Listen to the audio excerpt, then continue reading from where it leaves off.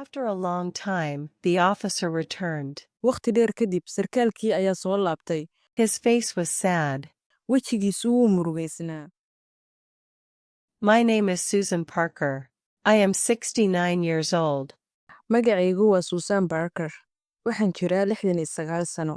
I live alone in my small house in Brighton. Waxaan ku noolahay keligay gurigayga yar ee ku yaal Brighton. My husband passed away 8 years ago. Ninkaygu waxa uu geeriyooday 8 sano ka hor. I have only one son. His name is Daniel. Waxaan leeyahay hal wiil oo kaliya. Magaciisu waa Daniel. Daniel went to Canada many years ago.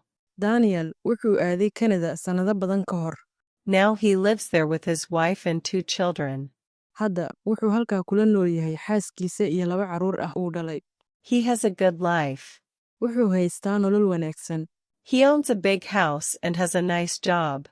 Wuxuu leeyahay guri weyn, wuxuuna haystaa shaqo fiican. He is happy. Wuuna faraxsan yahay. But I live here by myself. Laakiin halkan ayaan keligay ku noolahay. Every day I wake up early.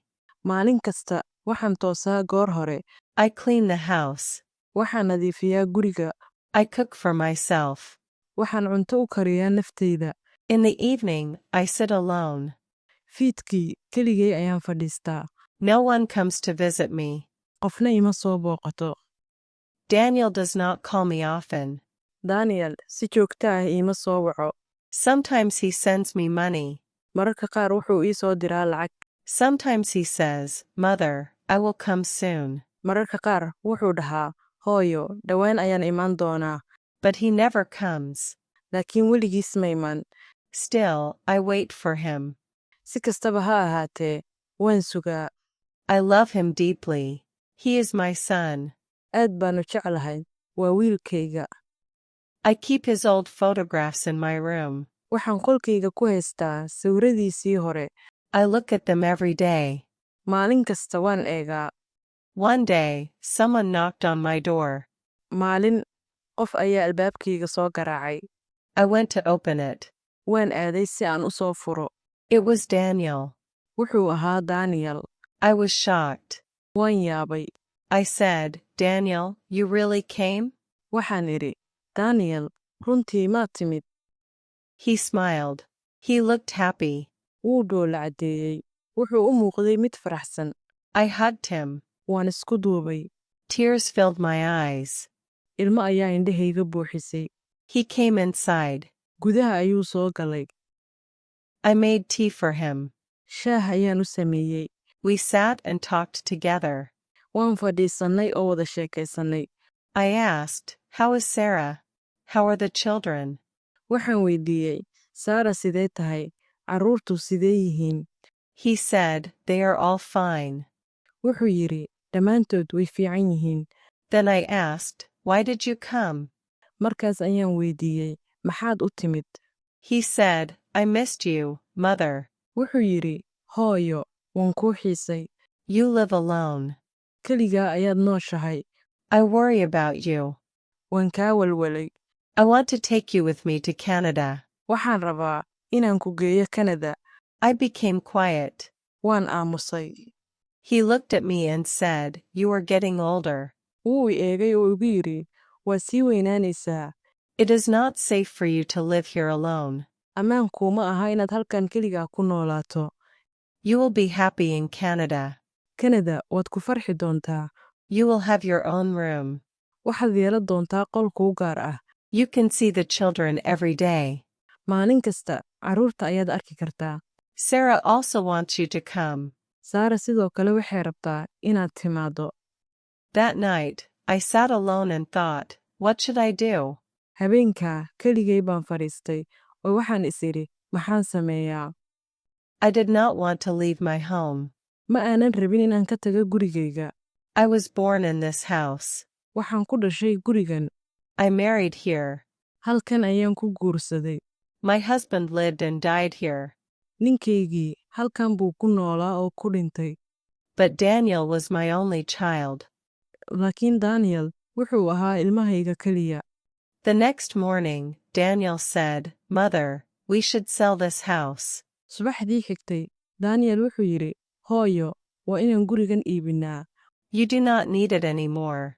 You will stay with us. Uma baahnid mar dambe, annaga ayaad nala joogi doontaa. You can use the money for your new life. Waxaad lacagta u isticmaali kartaa noloshaada cusub. I looked at him. He smiled. Waan eegay, wuu dhoola caddeeyey. I thought maybe he really loved me. Waxaan u maleeyey inuu runtii i jecel yahay. So, I said, yes. Markaa, waxaan idhi, haye. I sold my house. Gurigii waan iibiyey. Daniel took all the money. Daniel ayaa lacagtii dhammaanteed qaaday. I packed my bag. Waxaan xirxirtay boorsadayda. We went to the airport together. Waxaan isla aadnay garoonka diyaaradaha. I was sad, but I was also hopeful. Waan murugaysnaa, laakiin sidoo kale waan rajo qabay. I thought, I will be with my son now. Waxaan ku fikirayay, hadda wiilkaygii baan la noolaan doonaa. At the airport, Daniel said, Mother, wait here. Garoonka diyaaradaha, Daniel wuxuu yidhi, Hooyo, halkan igu sug. I will go get a wheelchair. Waxaan kuu doonaa kursiga cuuryaamiinta. The distance is long. Masaafadu waa dheer tahay. You cannot walk that far. Ma socon kartid intaas. I'll be back in 5 minutes. 5 daqiiqo gudahood ayaan ku soo laaban doonaa. I said, okay. Waxaan idhi, haye. I sat on a chair. Kursi ayaan ku fadhiistay. 10 minutes passed. Daniel did not return. 10 daqiiqo ayaa mooday. Daniel ma soo laaban. I thought maybe the line was long. Waxaan u maleeyey in laga yaabo in safku dheeraa. 30 minutes passed. Still, he did not come. 30 daqiiqo ayaa mooday. Si kastaba ha ahaatee, ma uusan imaan. I began to feel nervous. Waxaan bilaabay inaan dareemo walwal. I looked toward the door again and again. Waxaan marar badan fiiriyey albaabka. But Daniel did not return. Laakiin Daniel ma soo laaban. 45 minutes passed. 45 daqiiqo ayaa mooday. I waited and waited. Waan sugay oo waan sugay. I looked at every face, but none of them were my son. Waxaan eegay weji kasta, laakiin midkoodna ma ahayn wiilkaygii. 1 hour passed. 1 saac ayaa mooday. My heart began to beat fast. Wadnahaygu wuxuu bilaabay inuu si dhaqso ah u garaacmo. A police officer saw me. Sarkaal booliis ah ayaa i arkay. He came to me and asked, Ma'am, are you waiting for someone? Wuu ii yimid oo i weydiiyey, Marwo, ma qof ayaad sugaysaa? I said, yes, my son. Waxaan idhi haa, wiilkayga. He is bringing a wheelchair for me. Wuxuu ii keenayaa kursi cuuryaameed. We are going to Canada. Waxaan u soconnaa Canada. The officer asked, do you have his picture? Sarkaalkii ayaa i weydiiyey, ma haysaa sawirkiisa? I showed him Daniel's photo and my ticket. Waxaan tusay sawirka Daniel iyo tikidhkayga. The officer nodded and said, please wait. I will check. Sarkaalkii ayaa madaxa ruxay oo yidhi, fadlan sug, waan hubin doonaa. I waited again. Mar kale ayaan sugay. After a long time, the officer returned. Waqti dheer kadib, sarkaalkii ayaa soo laabtay. His face was sad. Wejigiisu wuu murugaysnaa. He sat next to me and spoke gently. Wuxuu fadhiistay agtayda, oo si tartiib ah ayuu u dhahay. Ma'am, I am sorry. Marwo, waan ka xumahay. Your son has already boarded the plane. Wiilkaagii diyaaraddii ayuu raacay. He left alone. Keligiis buu raacay. The plane has taken off. Diyaaraddu way kictintay. He did not come back for you. Kuma uusan soo laaban. I froze. Waan qaboobay. My heart felt empty. Qalbigaygu wuxuu dareemay marnaan. I whispered, no, my son would never leave me. He loves me. Waxaan hoos isku idhi, maya, wiilkaygu ma iga tegi karo, wuu i jecel yahay. The officer said softly, Sarkaalkii ayaa si tartiib ah u yidhi, I saw him enter the plane alone. Waxaan arkay isagoo diyaaradda keligiis gelaya. Tears rolled down my cheeks. Ilmo ayaa dhawannada iiga soo daadatay. I cried and cried. Waan ooyey oo ooyey. The officer also became emotional. Sarkaalkii ayaa sidoo kale noqday mid qiiraysan. He said quietly, some people forget their hearts. Wuxuu si hoose u yidhi, dadka qaar ayaa ilooba wadnahooda. He introduced himself. My name is Robert Miller. Wuu iskay baray. Magacaygu waa Robert Miller. He said, You remind me of my mother. Wuxuu yidhi, waxaad isoo xasuusinaysaa hooyaday. She died 5 years ago. Waxay dhimatay 5 sano ka hor. He said, Please come with me. Wuxuu yidhi, fadlan isoo raac aniga. You can't stay here. Halkan ma joogi kartid. You will get sick. Waad ku xanuunsanaysaa. Come to my house. Gurigayga kaalay. My wife will take care of you. Xaaskaygu way ku daryeeli doontaa. I said, I don't want to trouble you. Waxaan idhi, ma doonayo inaan ku dhibo. He smiled and said, This is not trouble. Wuu dhoola caddeeyey, wuxuu yidhi, tani dhib ma aha. This is kindness. Tani waa naxariis. He called his wife Olivia. Wuxuu wacay xaaskiisa Olivia. He said on the phone, I found an old woman at the airport. Wuxuu telefoonka ka yidhi, waxaan garoonka diyaaradaha ka helay haweeney duq ah. She is all alone. Waa keligeed. Her son left her. Wiilkeeda ayaa ka tegay. Can she stay with us? Maynala joogi kartaa. I could hear Olivia's voice. Waxaan maqlayay codka Oliva. She said, Yes, please bring her. Waxay tiri, haa, fadlan soo wad.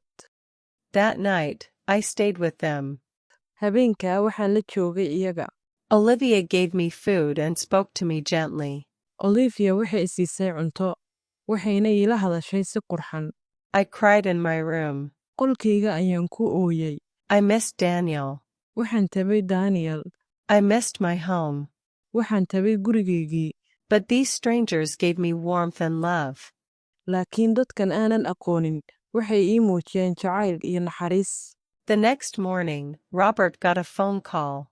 Subaxdii xigtay, Roberto waxaa laga soo wacay taleefan. He went into another room. Wuxuu galay qol kale. He spoke in a low voice. Hoos buu u hadlay.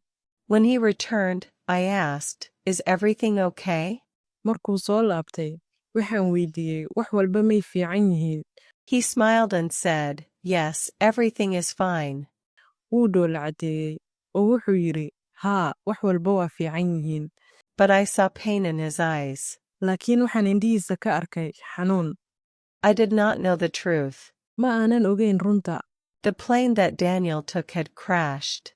Diyaaraddii Daniel raacay way dhacday. There were no survivors. Qofna ma badbaadin. Daniel was gone. Daniel wuu dhintay. But Robert did not tell me. Laakiin Roberto ima uusan sheegin. He knew I still loved my son. Wuu ogaa inaan weli jeclahay wiilkayga. Days passed slowly. Maalmuhu si tartiiba ayay u socdeen. I stayed with Robert and Olivia. Waxaan la joogay Roberto iyo Olivia. They cared for me. Way i daryeeleen. Their house became my home. Gurigoodu wuxuu noqday gurigayga. Their family became my family. Qoyskoodu wuxuu noqday qoyskayga. I prayed every day. Maalin kasta waan ducayn jiray. I prayed for Daniel's soul. Waxaan u duceeyey Daniel naftiisa. I prayed for his children. Waxaan u duceeyey carruurtiisa. I prayed that no mother feels what I felt that day.